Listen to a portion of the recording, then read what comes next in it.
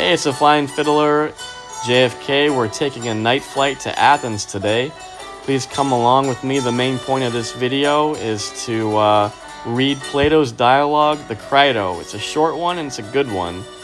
It takes place in the prison at Athens in the Agora, or just outside the Agora. And that's where I'll be sitting, in the actual ancient archaeological site of the prison as we fly over Paris here. We'll reflect on the question, should Socrates escape? Should Crito pay off the guards and allow Socrates to escape Athens, run away to some other country, never to see Athens again, even though he has just been convicted to drink hemlock and die?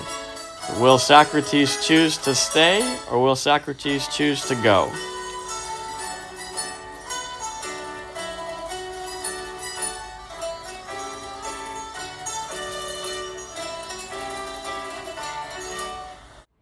Hey, it's a Flying Fiddler. Welcome to my video about Plato's dialogue, the Crito.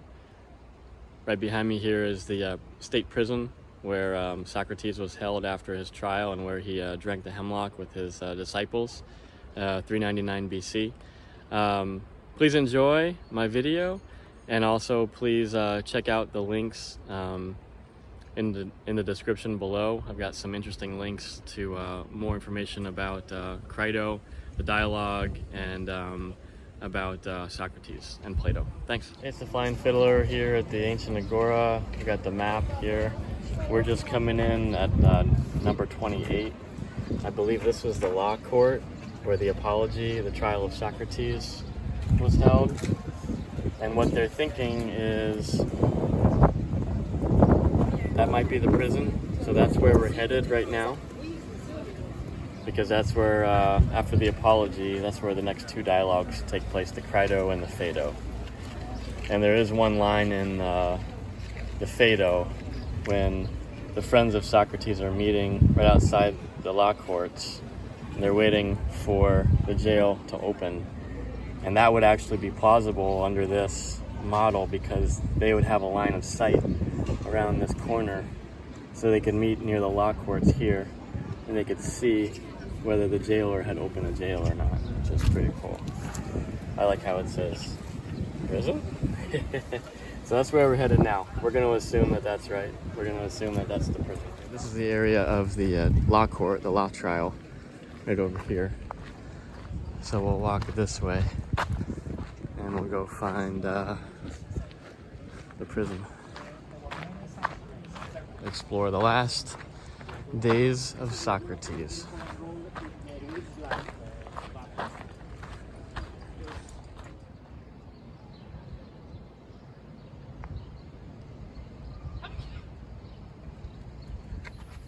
There it is over there. Unfortunately, we have ropes. We can't go down in there. But this gives pretty good evidence for why they think it might be a state prison. And of course you see the painting representing Socrates talking with his disciples as he's about to drink the hemlock. But here they found small terracotta bottles used for drugs. That's what it would have looked like. All right, so persons of the dialogue, it's Socrates and Crito, and scene is the prison of Socrates, right here. And Socrates speaks. Why have you come at this hour, Crito? It must be quite early. Yes, certainly it is. What is the exact time? The dawn is breaking. I wonder that the keeper of the prison would let you in. He knows me because I come often, Socrates. Moreover, I have done him a kindness. Probably paid him some money. And are you only just arrived? No, I came some time ago. Then why did you sit and say nothing instead of at once awakening me? I should not have liked myself, Socrates, to be in such great trouble and unrest as you are. Indeed, I should not. I have been watching with amazement your peaceful slumbers, and for that reason I did not awake you, because I wished to minimize your pain. I have always thought you of happy disposition, but never did I see anything like the easy, tranquil manner in which you bear this calamity. Why, Crito, when a person has reached my age, they ought not to be repining at the approach of death. And yet, other men or other people find themselves in similar misfortunes, and age does not prevent them from repining. That is true, but you have not told me why you come at this early hour.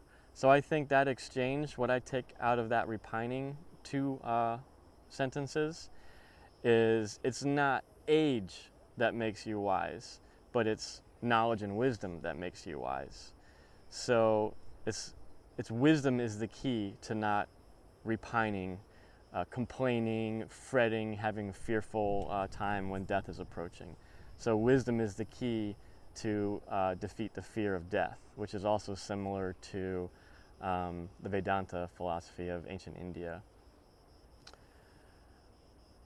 Why have you come at this early hour? I come to bring you a message which is sad and painful, not, as I believe, to yourself, but to all of us who are your friends, and saddest of all to me. What, has the ship come from Delos, on the arrival of which I am to die? No, the ship has not actually arrived, but she will probably be here today, as persons who have come tell me that they left the ship there at Sunium, and therefore tomorrow, Socrates, will be the last day of your life. Very well, Crito, if such is the will of God, I am willing, but my belief is that there will be a delay of a day. Why do you think so? I will tell you. I am to die on the day after the arrival of the ship. Yes, that is what the authorities say, but I do not think that the ship will be here until tomorrow. This I infer from a vision which I had last night, or rather only just now, when you fortunately allowed me to sleep. So he's talking about a dream. What was the nature of this dream? There appeared to me the likeness of a woman, fair and comely, clothed in bright raiment, who called me and said, O Socrates, the third day hence to fertile Phthia shall you go. And there's a note that that's from the Iliad, Book 9. Crito says, what a singular dream, Socrates. Socrates, there can be no doubt about the meaning, Crito, I think. Yes, the meaning is only too clear. But oh, my beloved Socrates, let me entreat you once more to take my advice and escape.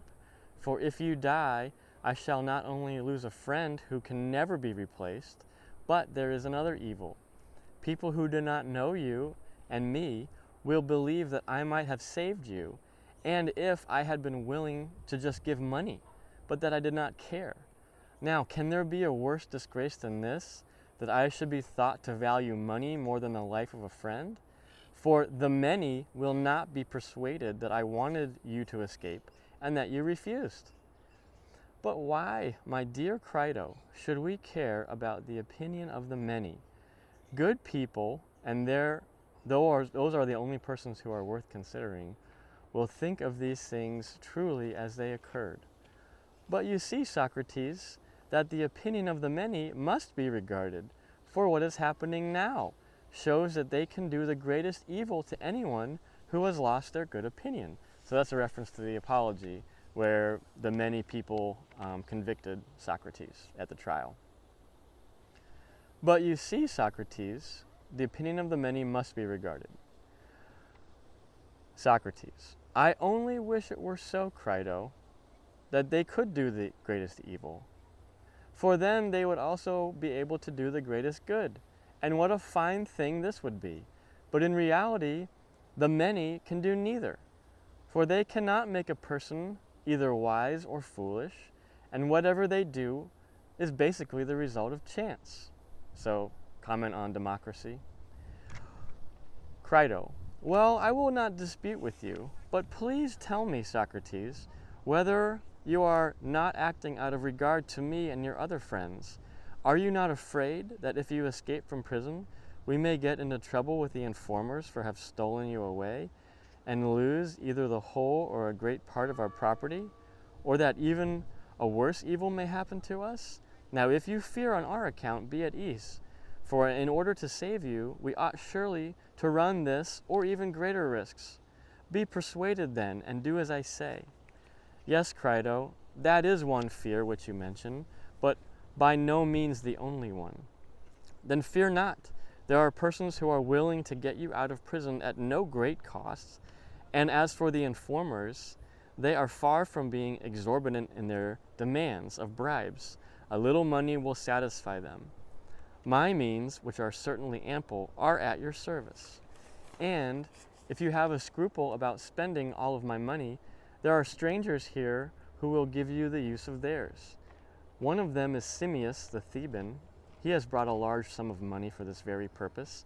And Cebes and many other are prepared to spend their money in helping you to escape.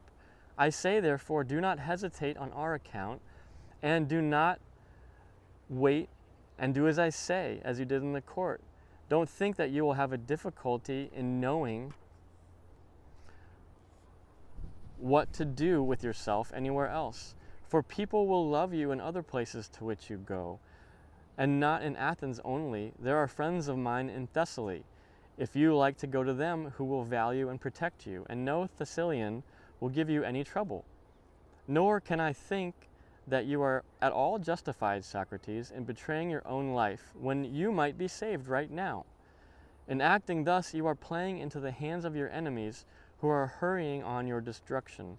And further, I should say that you are deserting your own children, for you might bring them up and educate them, instead of which you go away and leave them, and they will have to take their chance. And if they do not meet with the usual fate of orphans, there will be small thanks to you. No person should bring children into the world who is unwilling to preserve to the end in their nurture and education. But you appear to be choosing the easier part, not the better and manlier and more virtuous, which would have been more becoming in one who professes to care for virtue in all actions, like yourself. And indeed, I am ashamed not only of you, but of us who are your friends, when I reflect that the whole business will be attributed entirely to our want of courage. The trial need never have come on, or might have been managed differently, and this last act, or crowning folly, will seem to have occurred through our own negligence and cowardice. Who might have saved you, if we had been good for anything, and you might have saved yourself, for there was no difficulty at all. See now, Socrates, how sad and discreditable are the consequences both to you and to us. Make up your mind then, or rather have your mind made up already, for the time of deliberation is over, and there is only one thing to be done, which must be done this very night. And if we delay at all, we will no longer be practical or possible to have you escape. I beseech you, therefore, Socrates, to be persuaded by me and do as I say. Dear Crito, your zeal is invaluable, if a right one. But if wrong, the greater the zeal, the greater the danger. And therefore we ought to consider whether I shall or shall not do as you say. For I am, and always have been, one of those natures who must be guided by reason. There's a reference to the Logos. Whatever the reason may be, which upon reflection appears to me to be the best, and now that this chance has befallen me, I cannot repudiate my own words. The principles which I have hitherto honored and revered, I still honor. And unless we can at once find other and better principles, I am certain not to agree with you. No, not even if the power of the multitude could inflict many more imprisonments, confiscations, deaths, frightening us like children with hobgoblin terrors. What will be the fairest way of considering the question? Shall I return to your old argument about the opinions of people? We were saying that some of them are to be regarded and others not. Now, were we right in maintaining this before I was condemned? And has this argument, which was once good, now proved to be talk for the sake of talking, mere childish nonsense? That is what I want to consider with your help, Crito, whether, under my present circumstances, the argument appears to be in any way different or not, and has to be allowed by me or disallowed. That argument, which, as I believe, is maintained by many persons of authority, was to the effect, as I was saying, that the opinions of some are to be regarded, and of other people not to be regarded. Now you, Crito, are not going to die tomorrow. At least there is no human probability of this, and therefore you are disinterested and not liable to be deceived by the circumstances in which you are placed. Tell me then whether I am right in saying that some opinions and the opinions of some people are to be valued, and that other opinions and the opinions of other people are not to be valued. I ask whether I was right in saying this. Certainly. The good are to be regarded and not the bad. Yes. And the opinions of the wise are good, and the opinions of the unwise are bad. Certainly. And what was said about another matter? Is the pupil who devotes himself to the practice of gymnastics supposed to attend to the praise and blame and opinion of every person, or of the one person only, his coach or trainer, whoever he may be? Of the one person only. And he ought to fear the censure and welcome the praise of that one only, and not the many? Clearly so. And a person ought to act and train and eat and drink in the way which seems good to his single teacher or coach who has understanding, rather than according to the opinions of all other people put together. True. And if he disobeys and disregards the opinions and approval of the one, and regards the opinions of the many who have no understandings, will he not suffer evil? Certainly he will. And what will be the evil? Whither tending, and what affecting in the disobedient person? Clearly affecting the body. That is what is destroyed by bad opinions. Very good. And is it not also true, Crito, of other things which we need not separately enumerate?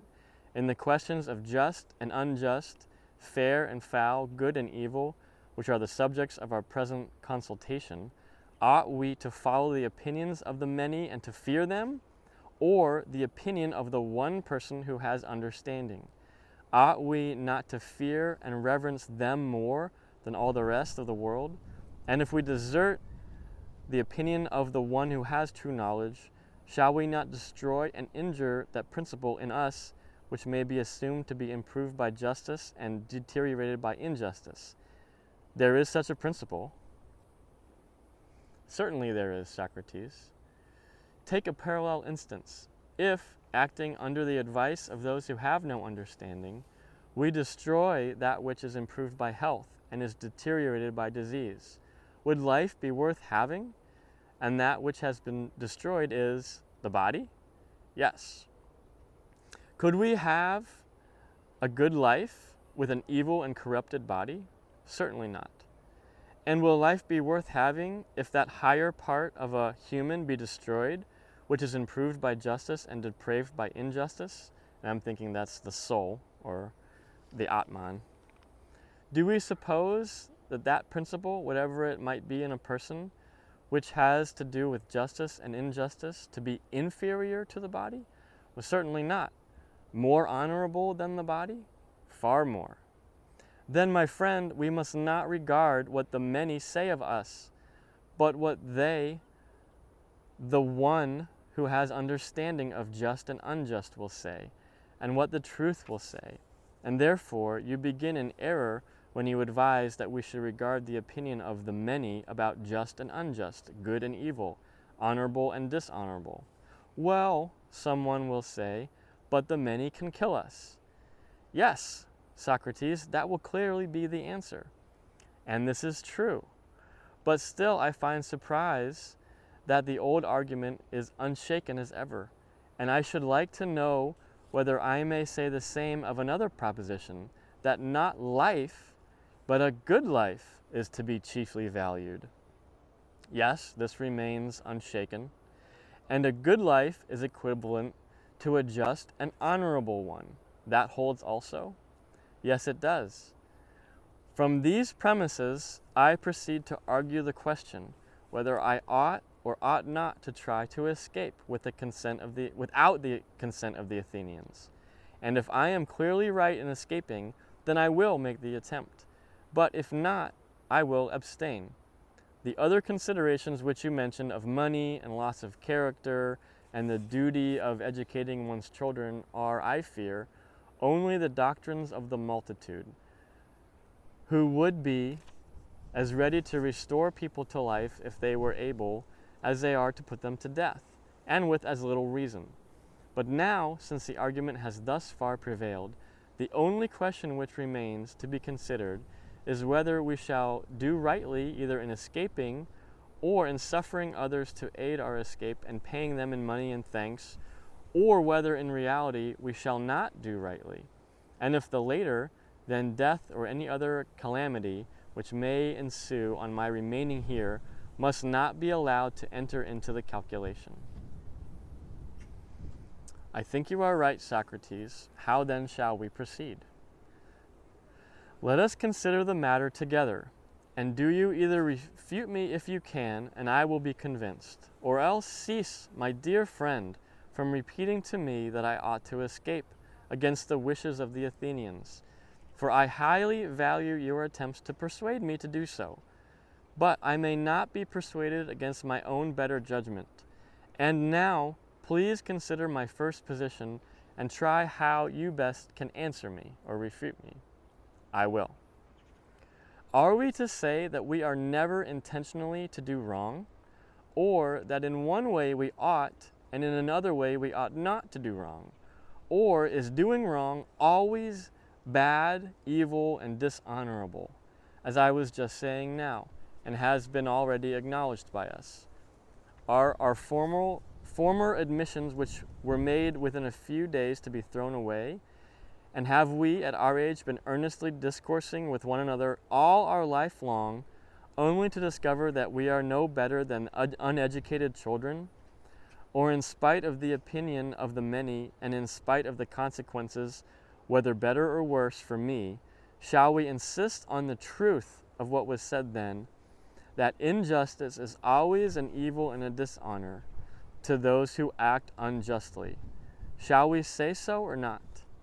Yes, then we must do no wrong. Certainly not.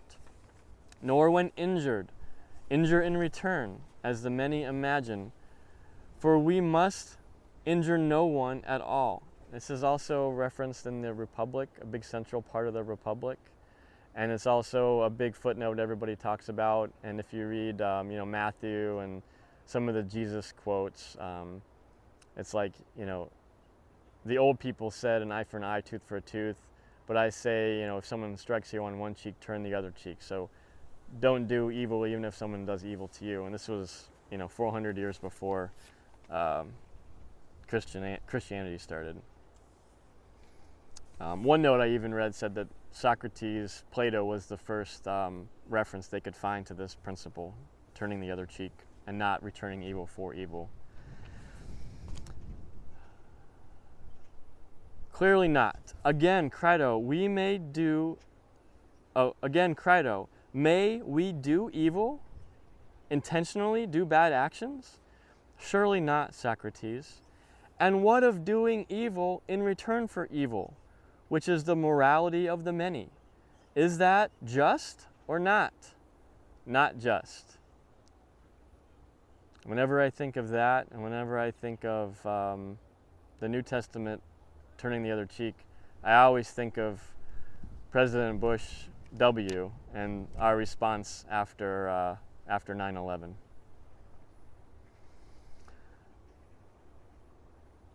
For doing evil to another is the same as injuring them? Very true. Then we ought not to retaliate or render evil for evil to anyone, whatever evil we may have suffered. But I would have you consider, Crito, whether you really mean what you are saying, for this opinion has never been held and never will be held by any considerable number of persons. And those who are agreed and those who are not agreed upon this point have no common ground, and can only despise one another when they see how widely they differ. Tell me then whether you agree and assent to my first principle, that neither injury nor retaliation nor warding off evil by evil is ever right, so no preemptive strikes. And shall that be the premise of our argument, or do you decline and dissent from this? For so I have ever thought and continue to think. But if you are of another opinion, let me hear what you have to say. If, however, you remain of the same mind as formerly, I will proceed to the next step. You may proceed. I have not changed my mind. Then I will go on to the next point, which may be put in the form of a question. Ought a person to do what they admit to be right, or ought they betray what they think to be right? They ought to do what they think is right. But if this is true, what is the application? In leaving the prison against the will of the Athenians, do I wrong any person? Or rather, do I not wrong those who I ought least to wrong? Do I not desert the principles which were acknowledged by us to be just what you say? I cannot tell, Socrates. I don't know.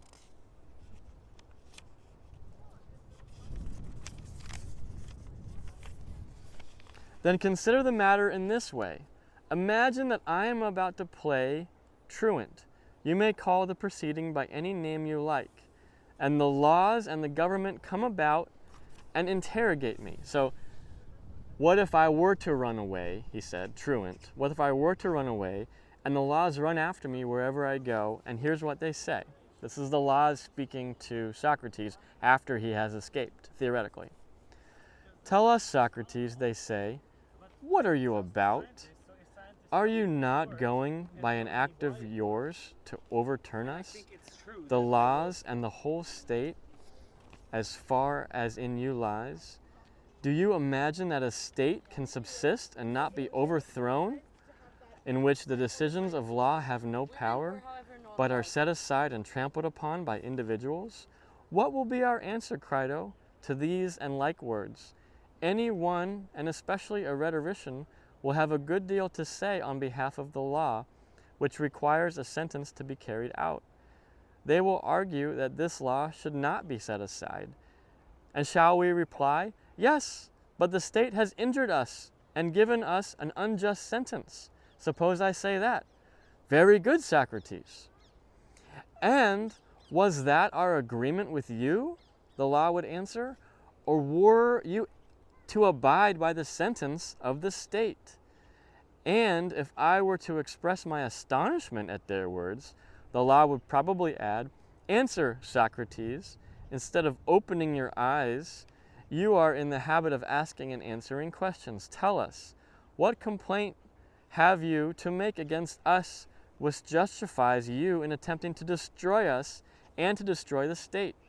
In the first place, did we not bring you into existence? Your father married your mother by our aid and begat you. Say whether you have any objection to urge against those of us who regulate marriage. None should I reply. Or against those of us who after birth regulate the nurture and education of children, in which you were also trained. Were not the laws which have the charge of education right in commanding your father to train you in music and gymnastic? Right, I should reply. Well then, since you were brought into the world and nurtured and educated by us, can you deny in the first place that you are our child, and as your father were before you? And if this is true, you are not on equal terms with us, the laws, nor can you think that you have a right to do to us what you are doing. Would you have any right to strike or revile or to do any other evil to your father or your boss, if you had one, because you had been struck or reviled by them or received some other evil at their hands? You would not say this, and because we think right to destroy you, you think that you have any right to destroy us in return and to destroy your country as far as in you lies? Will you, O professor of true virtue, pretend that you are justified in this? Has a philosopher like you failed to discover that our country is more to be valued and higher and holier far than mother or father or any ancestor, and more to be regarded in the eyes of the gods and people of understanding, so wise people, and also to be soothed and gently and reverently entreated when angry, even more than a father or mother, and either to be persuaded, or if not persuaded, to be obeyed. So that's a big, big point right there. That's what Socrates was doing in the Apology. He was trying to persuade the laws, the jury, that what he was doing was not a crime.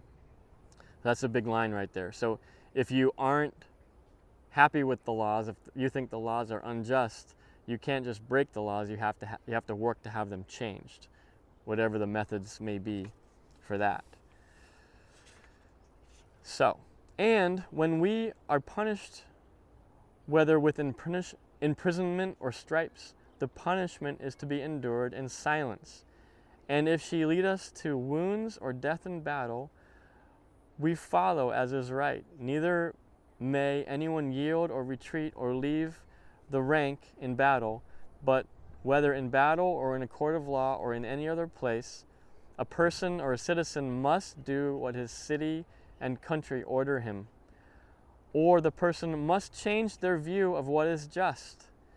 And if he may do no violence to his family, his father and his mother, much less may a person do violence to their country. So that's not totalitarianism, that's not authoritarianism, that's persuading and changing the laws that are not right, having the power as a citizen. What answer shall we make of the laws, Crito? Do the laws speak truly in this way, or do they not? I think that they do. Then the laws will say, consider, Socrates, if we are speaking truly, that in your present attempt you are going to do us an injury.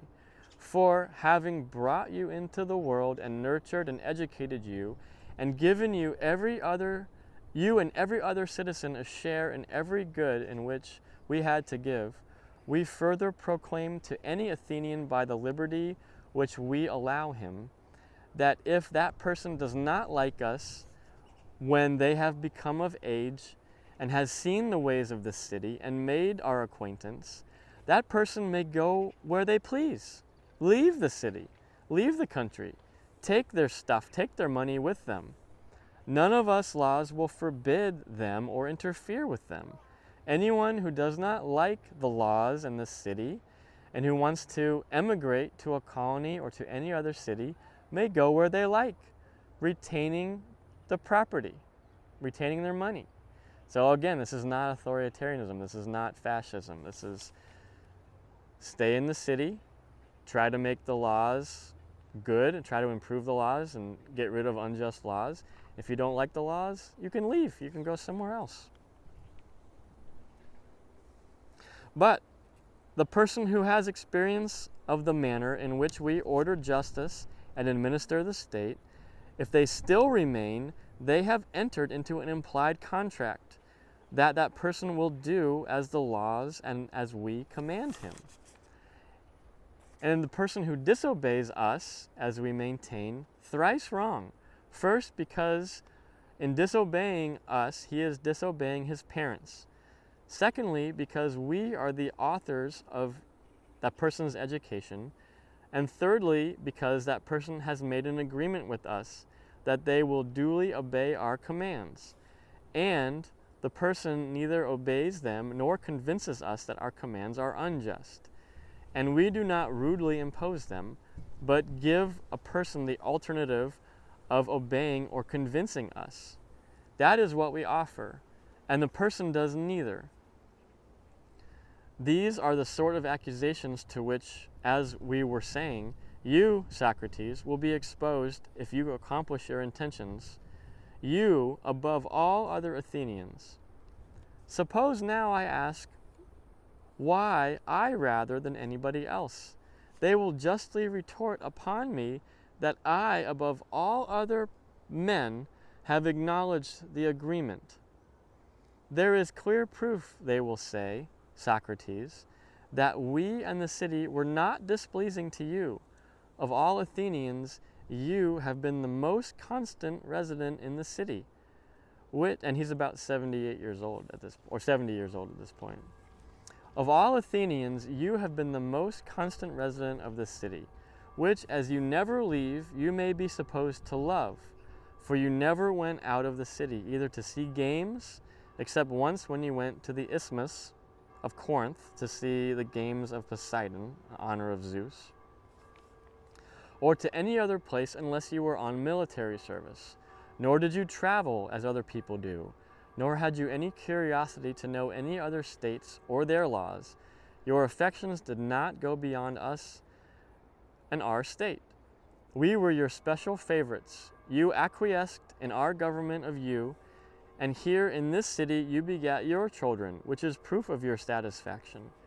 Moreover, you might, in the course of the trial, if you had liked, fix the penalty at banishment, exile. The state which refuses to let you go now would have let you go then. So you could have gotten out, you could have run away during your trial and admitted guilt. But you pretended that you preferred death to exile in the apology, in his court hearing, and that you were not unwilling to die. And now you have forgotten those fine sentiments. Pay no respect to us, the laws, of whom you are the destroyer, and are doing what only a miserable person would do, running away and turning your back upon the compacts and agreements which you made as a citizen. And, first of all, answer this very question. Are we right in saying that you agreed to be governed according to us in deed, and not only in word? Is that true or not? How shall we answer, Crito? Must we not assent? We cannot help it, Socrates. Then the laws, will they not say, you, Socrates, are breaking the covenants and agreements which you made with us at your leisure, not in any haste or in any other compulsion or deception, but after you have had 70 years to think of them, during which time you were at liberty to leave the city, if we were not to your mind, or if our covenants appeared to you to be unfair. You had your choice, and might have gone either to Sparta or Crete, both which states are often praised by you for their good government, or to some other Hellenic or foreign state, whereas you, above all other Athenians, seem to be so fond of the state, or, in other words, of us, her laws.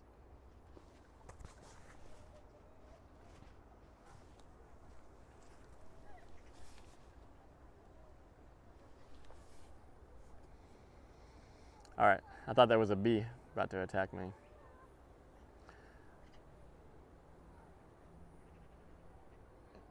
Whereas you, above all other Athenians, seem to be so fond of the state, or in other words, of us, her laws, and who would not care about a state, and who would care about a state which has no laws?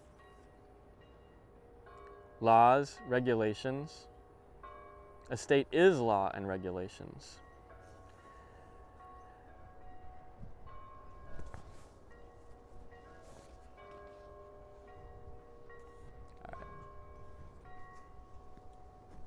Now you run away and you forsake your agreements. No, Socrates, if you will take our advice, do not make yourself ridiculous by escaping out of the city. For, just consider, if you transgress and err in this sort of way, what good will you do either yourself or your friends? That your friends will be driven into exile and deprived of citizenship, or will lose their property, is a good possibility. And if you yourself, if you fly to one of the neighboring cities, as for example Thebes or Megara, both of which are well governed, will come to them as an enemy, Socrates, and their government will be against you, and all patriotic citizens will cast an evil eye upon you as a subverter of laws, and you will confirm in the minds of the judges the justice of their own condemnation of you. For a person who is a corrupter of the laws is more than likely to be a corrupter of the young and foolish portion of humankind. Will you then flee from well-ordered cities and virtuous people? And is existence worth having on these terms? Or will you go to them without shame and talk to them, Socrates? And what will you say to them? What you say here about virtue and justice, institutions and laws being the best things among citizens, would that be decent of you? Surely not. But if you go away from well-governed states to Crito's friends in Thessaly, where there is great disorder and lawlessness, they will be charmed to hear the tale of your escape from prison, set off with ludicrous particulars of the manner in which you were wrapped in a goatskin or some other disguise, and metamorphosed as the manner as is of runaways. But will there be no one to remind you that in your old age you were not ashamed to violate the most sacred laws from a miserable desire of a little more life? Perhaps not if you keep them in good temper, but if they are out of temper, they are mad at you, will you hear many degrading things? You will live, but how? As the flatterer of all men and the servant of all men? And doing what? Eating and drinking in Thessaly, having gone abroad in order that you may get a dinner? And where will be your fine sentiments about justice and virtue? Say that you wish to live for the sake of your children. You want to bring them up and educate them. Will you take them to Thessaly and deprive them of Athenian citizenship? Is this the benefit which you will confer upon them? Or are you under the impression that they will be better cared for and educated here in Athens, if you are still alive over there, absent from them? For your friends will take care of them? Do you fancy that if you are an inhabitant of Thessaly, they will take care of them, and if you are an inhabitant of the other world after you die, they will not take care of them? Nay, but if they who call themselves friends are good for anything, they will, surely they will take care of your kids. Listen then, Socrates, to us who have brought you up. Think not of life and children first, and of justice afterwards, but of justice first, that you may be justified before the princes of the world below. For neither will you nor any that belong to you be happier or holier or juster in this life, or happier in another after you die, if you do as Crito bids. Now you depart in innocence, a sufferer and not a doer of evil, a victim, not of the laws, but of men. But if you go forth, returning evil for evil and injury for injury, breaking the covenants and agreements which you have made with us, and wronging those whom you ought least of all to wrong, that is to say, yourself, your friends, your country, and us the laws, we shall be angry with you while you live, and our brethren, the laws of the universe, the laws in the world below, after you die, will receive you as an enemy. And I had a note to myself that that's kind of similar to karma. For they will know that you have done your best to destroy us, the laws of Athens. Listen then to us, the laws of Athens, and not to Crito. This, dear Crito, is the voice which I seem to hear murmuring in my ears, like the sound of the flute in the ears of the mystic. That voice, I say, is humming in my ears, and prevents me from hearing any other. And I know that anything more which you say will be in vain. Yet speak, if you have anything else to say. I have nothing to say, Socrates. Leave me then, Crito, to fulfill the will of God and to follow wherever he leads.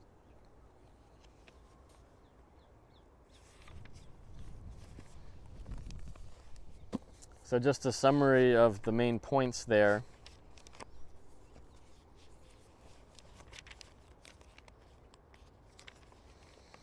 Crito was about thinking clearly, ignoring the wrong opinions of the many.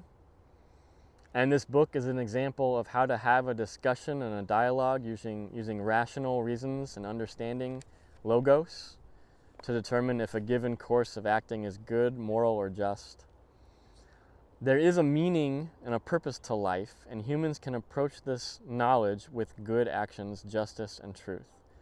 And that's similar to Buddhism and Raja Yoga, the Yoga Sutras of Patanjali, which start with right conduct and moral actions. Those are always prerequisites for attaining enlightenment, spirituality.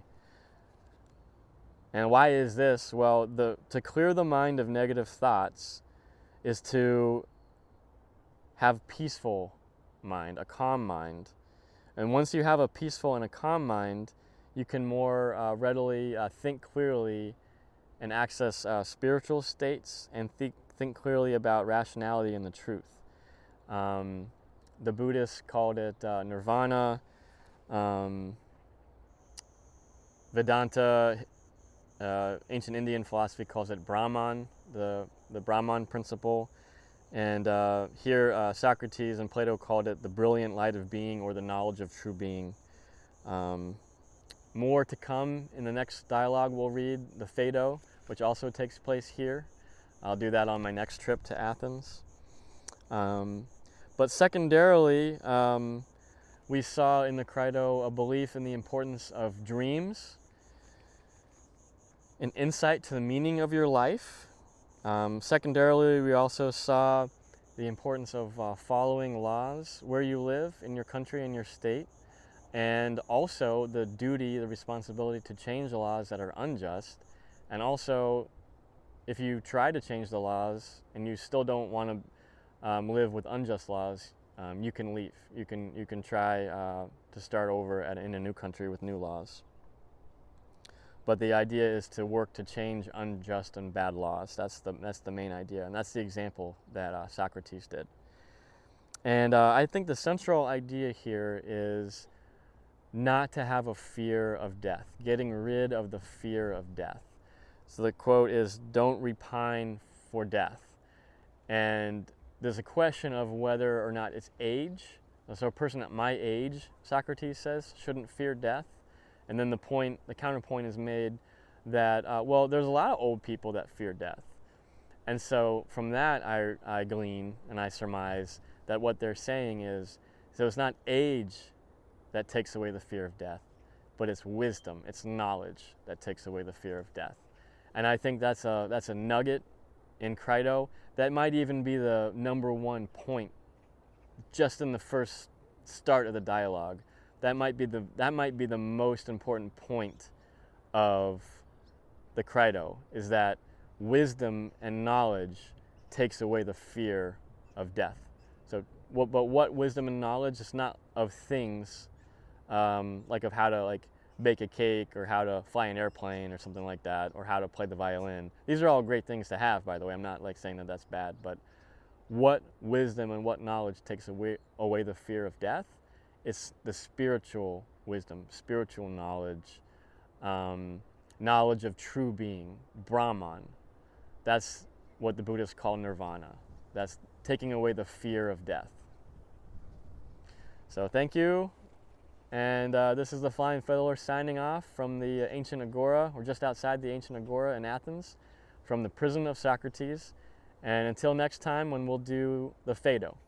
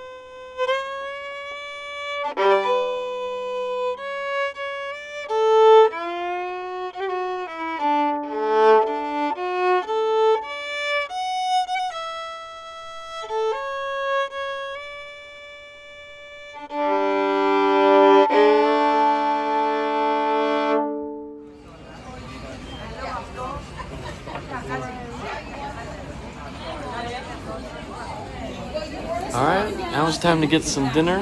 Thanks a lot for reading the Crito together, and please like and subscribe. All right, here's my first course: orange juice, some amazingly spicy bread, and tzatziki sauce. All right, this is a food adventure. Got a real fish. And you gotta scale it and find the meat, take out the bones. That's pretty cool. By the way, this orange juice is incredible. It's so good.